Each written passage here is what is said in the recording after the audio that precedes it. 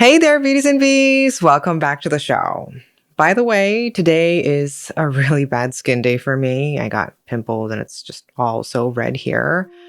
So I'm going to skip skincare, and it's always best to leave your skin alone when it gets sensitive.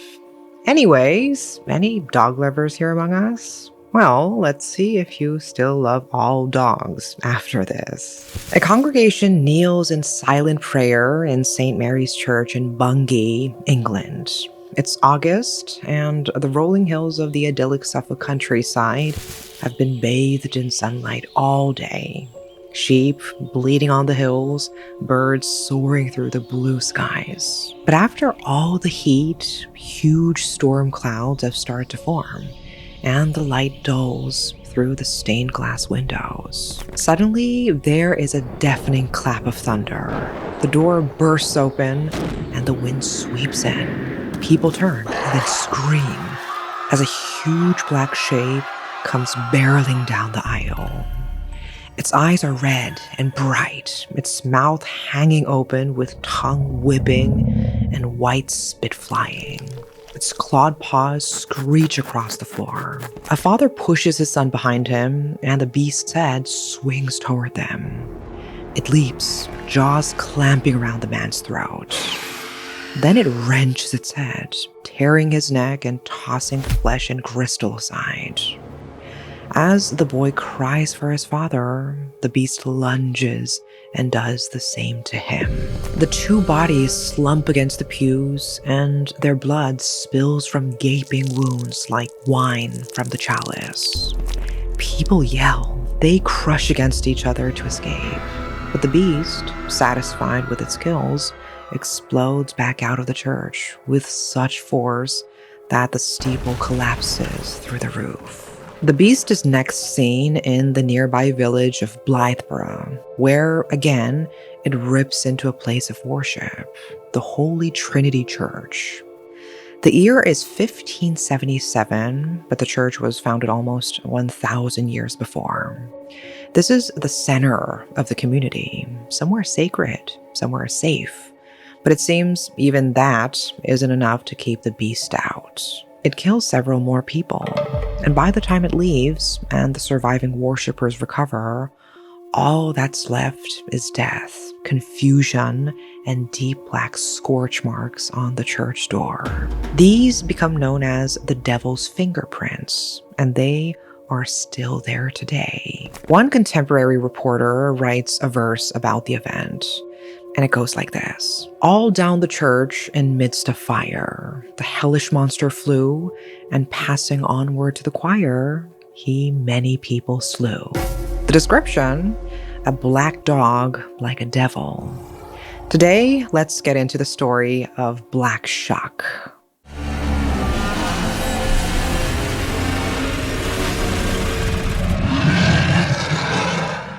Black Shuck is a legend common to East Anglia, a region in the east of England. This is a flat, low-lying land, much of it reclaimed marshland. It has a vast network of inland waterways, miles of rolling hills, and farmland that stretches like a huge patchwork quilt. So imagine wetlands, mist like a shroud, and heavy skies that sometimes look like an ocean weighing down on the land. When it comes to Black Shuck, maybe the most important feature of the region is the coastline. This is the beast's preferred prowling ground. There's no single description of Black Shuck, which we see time and again with especially the most ancient legends. But its features are commonly described like this. It's a very, very large black dog. Some people say it stands around 5 feet at the shoulders, so that's around 152 centimeters. It has a long, shaggy black fur and glowing eyes, usually red, though some records mention green eyes, oddly positioned eyes, or even one single eye.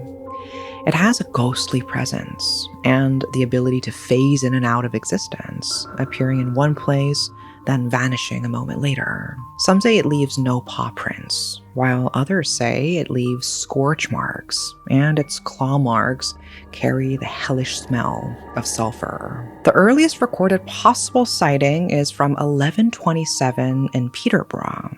It was recorded in the Peterborough Chronicle, a historical manuscript. Monks and other reliable witnesses stated that they had seen packs of dogs, jet black with eyes like saucers and horrible, being led in a wild hunt by giant men on horseback through the woods. Imagine you're in your little English village in the 12th century, and that news reaches you. I think you'd never go into the woods at night again. The meaning of the name Shuck is contested, but most agree it comes from the Old English word shuka, meaning devil or fiend. Others say it comes from a Germanic word like scheuchen, meaning to scare off or to terrify. And if that's the case, it means Black Shuck is possibly older than anyone imagined. But more on that in a little while. Some other names are Old Shuck, Old Shock, or simply, and okay, I think this is a little cute, Shuck. And like some other creatures or spirits we've covered on this channel, like the wailing banshee, another rumor connected with Black Shuck is that it's not a killer itself, but instead a harbinger of death to come. One legend says that if you look into its eyes, you will die within the year. One element of this that I find genuinely so bizarre and so exciting is that in 2014, the remains of a dog were found in the grounds of Leiston Abbey in Suffolk. It was an unmarked grave, only 20 inches deep, and pottery fragments found at a similar depth dated to the 1500s. But so far, nothing super strange, right? Well, get this. The bones indicate that the dog was 7 feet long. 7 feet. So that's 213 centimeters from nose to tail. For reference, the tallest dog ever recorded was 226 centimeters, and that was in 2011. The experts believe the dog would have weighed 14 stone, almost 90 kilograms. Locals, many of whom totally believe in and even sometimes celebrate Black Shuck, said these must be the bones of the dog that attacked the churches in 1577. By the way, I'm not kidding about the celebrating part, because there are actual festivals, souvenirs, and Black Shuck hunting events across East Anglia each year. There are lots of accounts of modern sightings. Here is just one of them. The poster, who we will call Eddie, grew up in Cambridgeshire, East Anglia, so he was totally used to all the local legends. Headless horsemen, sunken port towns where the old church bells still ring on stormy nights, lantern men who walk the fens or marshes with their floating, spectral lights, and of course, Black Shuck. But Eddie thought all of these were, in his own words, total bullshit. He thought they were definitely just old tales to scare kids from venturing out at night alone. In the version of Black Shuck Eddie learned, Black Shuck only came out during the mist or fog, which was common in the marshy, wet landscape of East Anglia. You know that typical atmospheric English classic, gothic, or romantic vibe? And because it was so common in his area, he even had some friends who'd said they'd seen it leering at them while they were walking to college, or that they heard it howling at night. But again, Eddie thought it was just nonsense, totally silly, that any reasonable person would buy into an old myth. But he says now he believes it exists. Around a year prior, when he was 18, he went to Cambridge from London, where he then lived to visit some friends. He arrived deathly early in the morning, around 5:30 a.m. He had just stepped off the train and was about to walk from the station to his hotel. It was summer, so the sun was already up, but nobody else was around. He listened to the train peel away from the station and disappear around a bend. He was totally alone. Exhausted, he walked in a zombie-like trance, stepping off the sidewalk and on again, dreaming of the first hot, steaming cup of coffee. Ahead of him, a cloud of mist had started to form. In that area, with the marshland and the damp, fog and mist could form rapidly, behaving sometimes like it had a mind of its own. He quirked an eyebrow because this mist was particularly lively, going from wispy to a thick soup after just a few meters. Soon he couldn't see his hand in front of his face. Being so tired and disoriented, he turned down a wrong pathway, which led him not towards his hotel as he planned, but towards a meadow. Not a single bird was singing, and not even the whisper of a breeze met his cheek. He turned one way, then the other, and before long, he realized that he was hopelessly lost. He pulled his phone out of his pocket, but dead. He sighed and tried once more to retrace his steps, but he wound up even more confused than when he started. It was only as he glanced up, by chance or by instinct, that he realized a shadow was surging towards him. It must have been so dense, so dark, he said, that it could be seen through the thick fog. His mind went totally blank as he considered for a second it might be a bird. Or, no, it couldn't be. And there was also the matter of the two burning red eyes. His stomach dropped. But he was 18. He was living in London now. He wasn't about to be scared by some phantom of his own tired mind. So he shouted, "Oi! If that's someone trying to be funny, it's not working." The shadow seemed to stutter, blinking in and out of his vision. His mouth went slack. He felt he might be sick. Then he heard heavy, thudding footsteps behind him. He spun around, hoping to see a deer or a horse or some asshole trying to be funny. But then he saw the shadow again, a black streak rushing towards him. Terrified, he pulled out his phone again to turn on his torch, forgetting it was dead. And when it didn't work, he felt tears prickle in his eyes. No. How could this be happening? All the stories of his youth came back to him. Bodies with their throats torn out, their faces locked in terrified screams.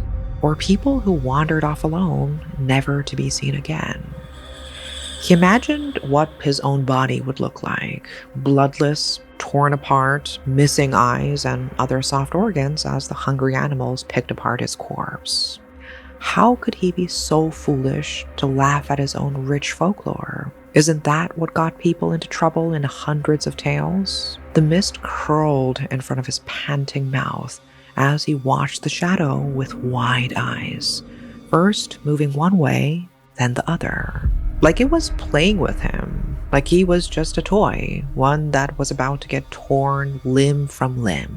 Slowly, he began to back away. He didn't want to let the beast out of his sight. Then he heard a growl. It was so deep, so unearthly, that he seemed to feel it in the very middle of his belly. This shocked him into motion, and he stumbled back where he was expecting solid ground. There was nothing. He'd stepped off the edge of a riverbank. He landed backwards, first into thick tangles of stinging nettles, then into the brackish, cold water, narrowly avoiding taking in water by shoving his head above the surface. He didn't have time to worry about his bag, his phone, his clothes. He had much more immediate concerns because there, on the bank above him, was an enormous, towering dog. Twin red eyes staring down at him. Its bottom jaw hung so loosely and so wide open that it almost looked like it was broken or unhinged. A huge blue tongue dripped foaming white strings of saliva. Steam rose from where its thick paws dug into the grass. Eddie felt it vibrate through the water. It echoed in the mist all around. It looked almost for a second like the dog would tear down the bank and into the water, but with the cackling of a pair of nearby magpies, it seemed to change its mind. With one final shake of its giant head, the beast turned and vanished into the fog. Some folklorists say that Black Shuck is connected to hellhounds. Oh, and I obviously have to give a nod to Arthur Conan Doyle's Sherlock Holmes and the Hound of the Baskervilles, which is said to be inspired by Black Shuck. And these are found in all kinds of cultures and even persist to this day in shows like Supernatural. Even though Black Shuck is often dismissed as a ghost story or local legend used to spook kids, many historians, anthropologists, and folklorists connect Black Shuck to a much older tradition.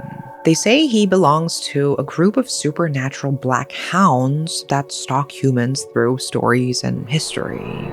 In Europe, there are similar creatures like the Barghest, Padfoot, and Church Grim. Aren't they great names, by the way? Like Black Shuck, these creatures are connected to liminal spaces, coastlines between land and sea, churches or graveyards between the human and the spiritual, twilight, crossroads, and mists, places where reality and imagination blur. Like I mentioned earlier, even though he is often seen as a monster, he is also regarded by some as a guide or simply something that foretells death. But it is almost always associated with death. I mean, just think about Anubis, the Egyptian god of mummification, cemeteries, and the afterlife, who is depicted as a black jackal or human figure with a jackal's head. In Ireland, there is the puka, a shape-shifting spirit that often takes the form of a dog to trick travelers, sometimes causing them great harm. In Wales, there is the Cwn Annwn, in Greek legend, the mighty three-headed Cerberus, and in Norse myth, Garmr. In Japan, there is the Okuri Inu, a wolf or dog-like creature who pounces on tired travelers if they stumble or fall. This is why some folklore says that if you are walking alone at night and trip, you should pretend you meant to sit down, just in case the yokai or monster-type creature is watching and waiting. China has the Tiangou, the dog creature who tries to eat the sun or moon, linking it to eclipses, another liminal event. So dear beauties and beasts, and I mean beasts here specifically, I would love to know more local examples. Please, let's collect them in the comments. I'm sure there are so many more I can't cover today. So with all this in mind, it looks like Black Shuck is one creature in a long and powerful lineage, one that captures an ancient, enduring fear or concept of death and the spirit world. Whether Black Shuck is a killer, a monster, and a stalker, or a watcher, a messenger, or a guardian, we may never know. But one thing is for sure, with accounts like Eddie's and more appearing all the time, its legend will endure for a long, long time. Personally, even though I would not like to meet it on a dark, foggy night, of course, as a dog lover, I gotta believe that he is a good boy, right? Maybe I will start bringing snacks out with me, just as an added doggo insurance. Let me know what you think, and until next time, bye-bye.